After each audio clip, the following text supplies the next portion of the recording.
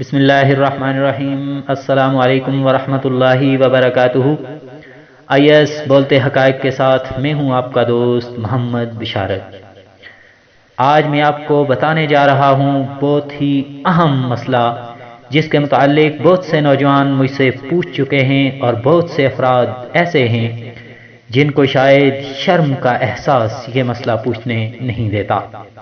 تو سامعین، وہ مسئلہ کیا ہے؟ وہ مسئلہ یہ ہے کہ زیر ناف بال یعنی ناف سے نیچے بال کہاں تک صاف کرنے ضروری ہیں۔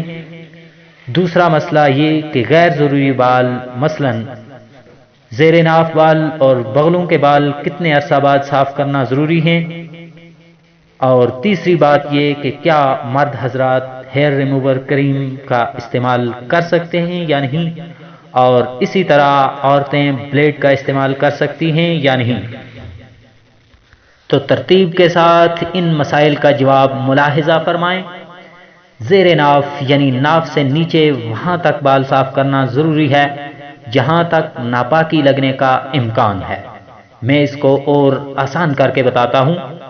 آپ اپنا آلہ تناسل اوپر نیچے دائیں اور بائیں طرف موڑ کر دیکھیں۔ جہاں تک آلہ تناسل پہنچتا ہے وہاں تک بالوں کو صاف کرنا ضروری ہے۔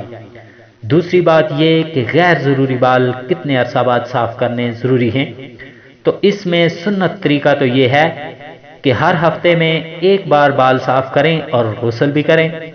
اگر ہر ہفتے نہ ہو سکے تو پھر 15 دن بعد صاف کر دیں، اور اگر 15 دن کے بعد بھی نہ کر سکیں تو آخری حد ہے 40 دن۔